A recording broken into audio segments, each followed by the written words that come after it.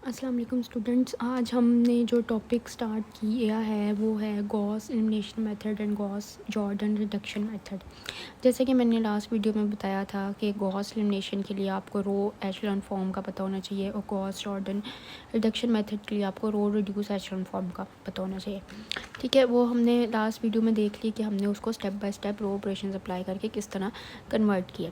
अब हमारे पास क्वेश्चन है, consider the linear system and find all the solution if any exist by using Gauss elimination method. मैं इस क्वेश्चन को पूरे गॉस एलिमिनेशन मेथड से सॉल्व करूँगी, यानी इसको रो एशेलॉन फॉर्म में कन्वर्ट करूँगी और इसी क्वेश्चन में कुछ वेरिएशंस करके मैं उसको गॉस जॉर्डन से भी सॉल्व करके आपको बताऊँगी। ठीक है, सबसे पहले हमारे पास ये दोनों मेथड क्यों यूज़ होते हैं, हमारे पास Gauss elimination method and Gauss Jordan क्यों यूज़ होता है किसी भी लीनियर सिस्टम को सॉल्व करने के लिए, उसके सॉल्यूशंस चेक करने के लिए। सॉल्यूशन का मतलब यहाँ पर क्या है कि आपके पास इसका यूनिक सॉल्यूशन आएगा, ठीक है, या फिर फर्स्ट सेकंड थिंग आपके पास यहाँ पर क्या आ सकती है, इनफाइनाइट मैनी सॉल्यूशन आ सकते हैं और इनफाइनाइट मैनी, और थर्ड वन आपके पास क्या आ सकता है, नो सॉल्यूशन आ सकता है। तो हम किसी लीनियर सिस्टम को इस मेथड से Gauss Jordan Gauss elimination apply करके ये बता सकते हैं कि इस लीनियर सिस्टम का क्या है। देखने में आपके पास ये एक लेंथी क्वेश्चन लग रहा है, लेकिन इसको हम सॉल्व करते हैं, देखते हैं। अब स्टूडेंट्स, हमें पता होना चाहिए कि हम किसी भी लीनियर सिस्टम को मैट्रिक्स में कैसे लिखते हैं और उसको हम किस तरह गॉस एलिमिनेशन मेथड अप्लाई कर यूज़ करते हैं। देखिए, पहले हमारे पास किसकी वैल्यूज़ हैं, एक्स वाई जेड डब्ल्यू, यानी इसके जो कोफिशेंट्स होंगे वो क्या आएंगे हमारे पास मैट्रिक्स फॉर्म में। यहाँ पर कैसे लिखा जाएगा, 2 3, यहाँ पर एक्स का कोफिशेंट क्या है 1, यहाँ पर एक्स का कोफिशेंट 6 एंड 5। नेक्स्ट आपके पास क्या आएगा, वाई की एंट्रीज, वाई के कोफिशेंट्स 1 -2 1, यहाँ पर y का कोफिशिएंट क्या है 0 -1। नेक्स्ट z के कोफिशिएंट्स देखते हैं 1 1 -1 1 2। नेक्स्ट आपके पास क्या आ जाएगा, w के कोफिशिएंट्स -2 -6 -1 9 -9 -8। अब ऑगमेंटेड विद, यहाँ पर जो मैं साइन डाल रही हूँ कॉलन, ये क्या है, ऑगमेंटेड विद 1 जो इज़ इक्वल टू की राइट साइड पर हमारे पास वैल्यू -2 -1 -2 एंड -3। ठीक है, इसको हम कहते हैं, ये जो मैट्रिक्स है इसे हम कहते हैं कोफिशिएंट मैट्रिक्स। ठीक है, और अगर एज अ होल मैं लेके चलूँ इस पूरे मैट्रिक्स को तो ये क्या होगा, ऑगमेंटेड मैट्रिक्स। ठीक है, अब मैं यहाँ पर अप्लाई करती हूँ गॉस एलिमिनेशन मेथड। ठीक है, गॉस एलिमिनेशन मेथड में हमें सबसे पहले रो ऑपरेशन अप्लाई करने, अप्लाई गॉस एलिमिनेशन मेथड। देखो, पहले हमें क्या चीज़ चाहिए, इसको हमने 1 में बनाना है तो हम इसको 1 भी कर सकते हैं रो ऑपरेशन अप्लाई करके, लेकिन अगर हम रो 1 को एंड रो 3 को इंटरचेंज कर दें तो हमारे पास बेस्ट हो जाएगा, क्योंकि यहाँ पर ऑलरेडी ये। लेकिन स्टूडेंट्स, मैंने आपको बताया कि हमें यहाँ पर सबसे पहले इसको क्या बनाना है, 1 बनाना है, और हम रो ऑपरेशन अप्लाई करके भी 1 बना सकते हैं, लेकिन हमें क्या ज़रूरत है कि मज़ीद हम कॉम्प्लिकेटेड करें मैट्रिक्स को ऑपरेशंस अप्लाई कर करके जो अननेसेसरी ऑपरेशंस होते हैं। तो हमारे पास बेस्ट वे क्या है, हम रो 1 को एंड रो 3 को इंटरचेंज कर लें। इंटरचेंज किया, हमारे पास रो 1 जो रो 1 है वो रो 3 की जगह आ गई और रो 3 1 की जगह आ गई। ये आपके पास सामने मैंने मैट्रिक्स लिख दिया। अब हमारे पास नेक्स्ट स्टेप क्या होता है कि हमारे पास लीडिंग एंट्री तो 1 आ गई, लेकिन ये सारे क्या बनाने चाहिए, हमें 0 बनाने चाहिए। तो पहला स्टेप क्या होना चाहिए, देखो मैंने R2 में चेंजिंग्स लानी है, तो R2 को 0 मैंने बनाना है, इस वाली एंट्री को R2 -3R1। इससे देखो बच्चे क्या होगा, R2 क्या है मेरे पास 3, यानी 3 -3R1 1 की ये क्या हो जाएगा 0। 3 इंटू R1 की एंट्री मैंने क्या लिख दी 0। अब इस वाले स्टेप को देखो, R2 -2 -3 इंटू R1, ये -2 एंड -3 ये आपके पास क्या आ गया -5। ठीक है, तो ये मैट्रिक्स आपका किस में चेंज हो जाएगा, 1 -1, ये तो हमारे पास एज इट इज़ रहेगी, -1 ये 0 हो गया, ये आ गया -5। ठीक है, नेक्स्ट देखो, नेक्स्ट स्टेप देखो, 1 क्या है आपके पास, R2 क्या 1 -3 इंटू -1, तो ये क्या आ गया माइनस, और ये माइनस माइनस +3 और 1 क्या आ गया 4, तो यहाँ पर हमारे पास क्या आ जाएगा 4। नेक्स्ट आपके पास क्या है -6 -3 इंटू R1, R1 की एंट्री क्या है, तो ये आपके पास आ जाएगी, सॉरी -1 थी तो ये आ जाएगी -3, तो यहाँ पर आ जाना चाहिए आपके पास -3। ऑगमेंटेड वाला मैट्रिक्स भी हमने यहाँ पर अप्लाई करना है -2, तो हम यहाँ पर थे कि हम इसको R2 में चेंजिंग्स ला रहे थे, ठीक है। -2 हमने लेके आए, माइनस इस ऑगमेंटेड वाले को अब हम डील कर रहे हैं, -2 -3 और R1 की वैल्यू क्या है -1, तो ये क्या आ जाएगा +3 -2, तो ये हमारे पास यहाँ पर क्या आना चाहिए 1, तो हम यहाँ पर लिखेंगे 1, ठीक है। ये मैंने एक रो इसलिए आपको करके बताई है कि आपको पता चले कि हमने किस तरह से ये ऑपरेशंस को अप्लाई करना है और इसको लेके जाना है। अब मैं इसको थोड़ा सा क्लोज़ करती हूँ ताकि आपको ये वीडियो को आइडिया हो जाए कि हमने ऑपरेशंस अप्लाई किए हैं, स्टेप बाय स्टेप मैंने करके पूरी रो को दिखाया आपको, ठीक है। अब नेक्स्ट देखिए बच्चे, हमने नेक्स्ट क्या है हमारे पास, इसको भी ज़ीरो बनाना है, इसको भी ज़ीरो बनाना है, इसको भी ज़ीरो बनाना है, तो इसी तरह हम कोई ना कोई ऑपरेशंस अप्लाई करेंगे। मैं यहाँ पर मुझे 3-4 ऑपरेशंस अप्लाई होने वो मैं लिखती हूँ। अब देखो ये एज इट इज़ आ जाएगा, बाकी 2 1 1 -2 1, ठीक है, 6 0 1 -9 -2 5 -1 2 -8 एंड 3। नेक्स्ट स्टेप क्या है, हमने 2 को ज़ीरो बनाना है। पहला मैट्रिक्स तो हमारे पास 1 पहली रो हमारे पास as it is, second row भी अब हमारे पास एज इट इज़ आएगी क्योंकि उसमें कोई चेंजिंग्स नहीं आनी, और इसको हमने ज़ीरो बनाना है, तो R3 में चेंजिंग्स आनी है। तो R3 में चेंजिंग्स आने के लिए हमें फर्स्ट क्या करना चाहिए, R3 -2 R1, देखो R3 की वैल्यू क्या है यहाँ पर 2 -2 R1 की वैल्यू क्या है, ये 0 हो जाएगा, ठीक है 0। अब ये देखो जैसे मैंने यहाँ पर अप्लाई किए थे वैसे ही आप लोग पूरी रो पर अप्लाई करो, तो आपके पास एंट्रीज़ क्या आनी चाहिए जी। तो हमने R2 -3 R1 से यहाँ पर इस R2 में चेंजिंग्स कर ली, ठीक है। अब नेक्स्ट स्टेप क्या है हमारे पास कि हमने इस 2 को 0 में कन्वर्ट करना है, तो उसके लिए क्या चेंजिंग्स चाहिए, R3 में चेंजिंग्स चाहिए, तो R3 -2 R1।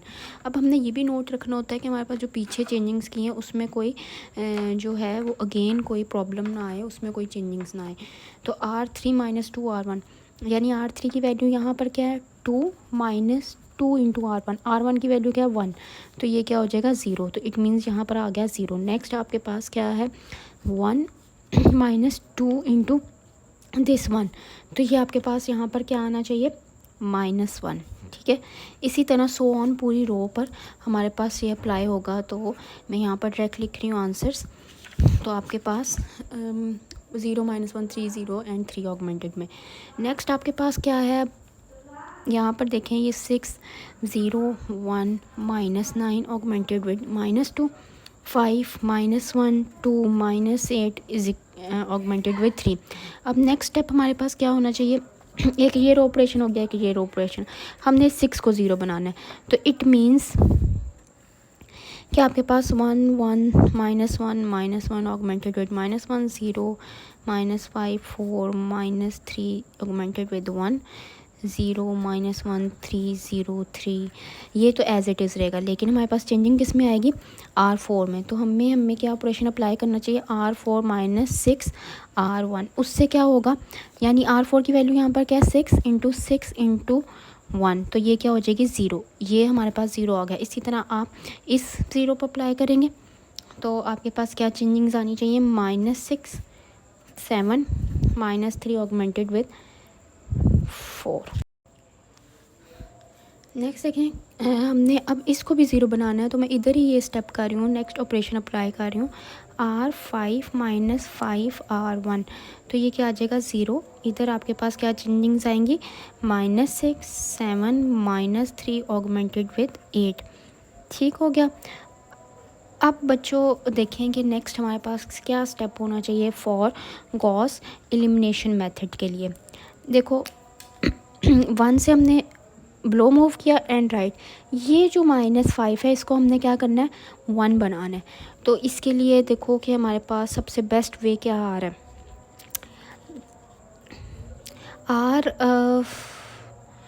R5 minus R4। तो R5 माइनस R4 से क्या हो रहा है,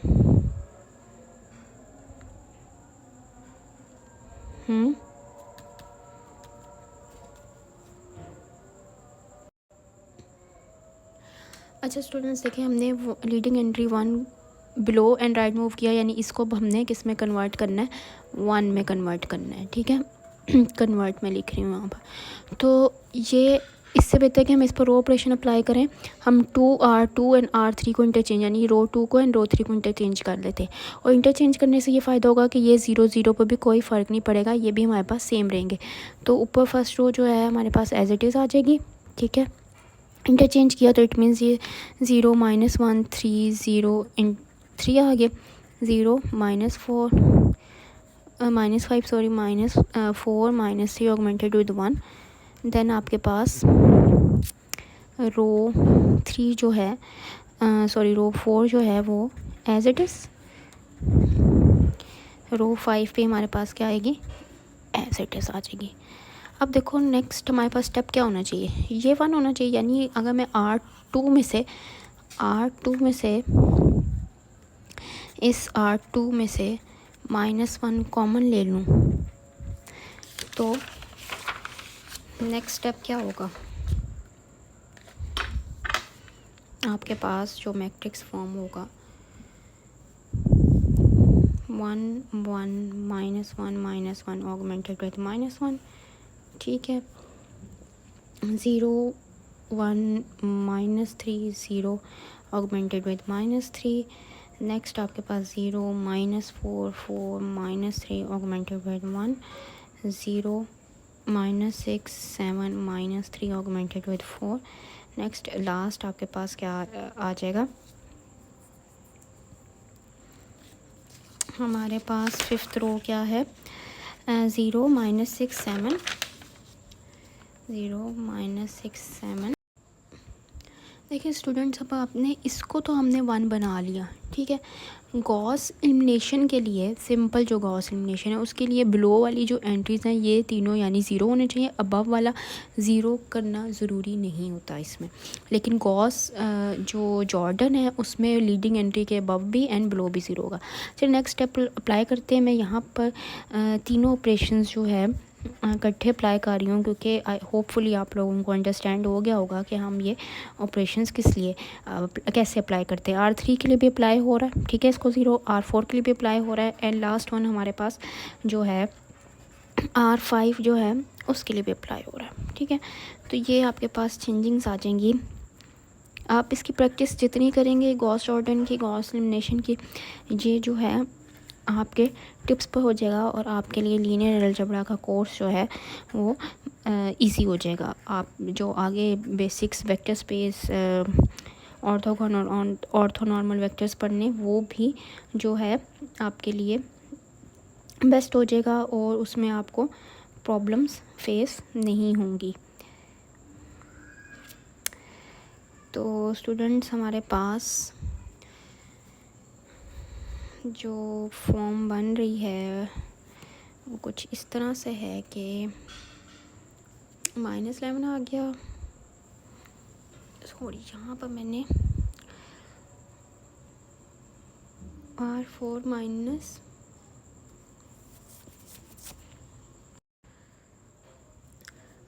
अच्छा स्टूडेंट्स, अब हमारे पास नेक्स्ट स्टेप क्या है, हमने इसको 1 बना लिया, ये लीडिंग एंट्री 1 होगी, ये लीडिंग एंट्री 1 होगी, ब्लो सारे 0 हो गए। अब हमने ब्लो मूव करना है एंड राइट, इसको क्या बनाना है 1। अब देखें और हमारे पास कोई सॉल्यूशन नहीं है इसको 1 बनाने के लिए कि हम किसी में से माइनस कर दें या सब्ट्रैक्ट कर दें। तो बेहतर ये है कि हम R3 को डिवाइड कर दें, R3 डिवाइडेड बाय -11, यानी पूरी रो को R3 से -11 से डिवाइड कर दें। उससे ये बस हमने चेक रखना होता है कि हमारे पास पीछे जो हमने ऑपरेशंस किए हैं और जो ज़ीरो बनाए हैं उसमें तो नहीं कोई इशू आ रहा। तो होपफुली हमारे पास यहाँ पर क्या आ जाएगा, ये 1 आ जाएगा। और ऊपर वाली में जो एंट्रीज हैं अब वाली वो लिख लेती हूँ, बाकी जो नीचे ऑपरेशन करने वो हम साथ साथ अप्लाई करते हैं। ठीक है, अब देखो ये तो यहाँ पर क्या आया -11, ये क्या आया -11। ठीक है, गॉट इट। तो माइनस ये माइनस कैंसिल आउट हो गया, ये माइनस और माइनस भी कैंसिल आउट हो गए। अब देखो नेक्स्ट स्टेप क्या होना चाहिए, इसके नीचे क्या होना चाहिए, 0 होना चाहिए। तो क्या हम R4 माइनस R3 अप्लाई कर सकते हैं, R4 माइनस R3। तो R4 माइनस R3 से क्या होगा, ये R4 है मेरे पास, दिस वन, -11 माइनस इंटू -11, ये क्या हो जाएगी 0। तो इट मीन्स कि ये जो मैंने ऑपरेशन लिखा है ये हमारी जो रिक्वायरमेंट है उसको फुलफ़िल कर रहा है। ठीक है, तो ये 1 हो गया, ये 0 आपके पास आ गया। अगेन नीचे ऑलरेडी 0 है, -1 0 3/11, ये 0 हो जाएगा, 0 ऑगमेंटेड विथ आपके पास -1 3 14/11। ठीक है, ये 0। अब देखो ये क्या आ रहा है, ये आपके पास 4 आ रहा है। तो इट मीन्स कि कहीं ना कहीं हमारे पास प्रॉब्लम आ रही है। अब हमारे पहला स्टेप क्या था कि ये जो पूरी रो है इसको हमने क्या करना है, बिलो द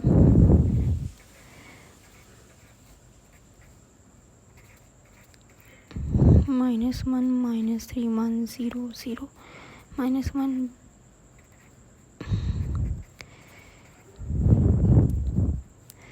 0 वाली जो रो है वो क्या होती है, सबसे एंड पर आती है। ठीक है, अब देखो ये क्या रो रिड्यूस एचेलॉन फॉर्म है, फर्स्ट लीडिंग एंट्री 1, बाकी सारे 0, ब्लो एंड राइट मूव किया, लीडिंग एंट्री 1, ब्लो वाले 0, ब्लो एंड राइट मूव किया, लीडिंग एंट्री 1, ब्लो वाले 0, ब्लो एंड राइट मूव किया, 0 है, छोड़ दिया पूरा कॉलम स्किप।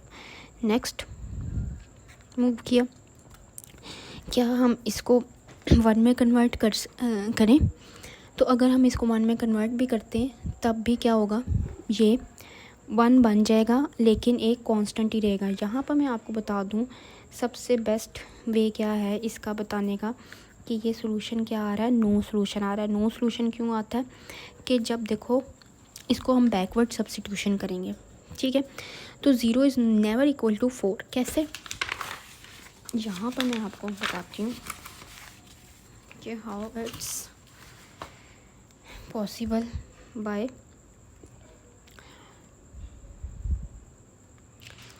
Back substitution. ठीक है,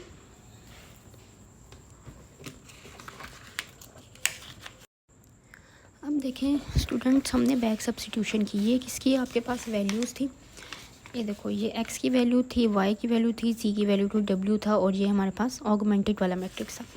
तो x की वैल्यू अब ये क्या है 1, प्लस आपके पास क्या है y minus c minus w is equal to -1।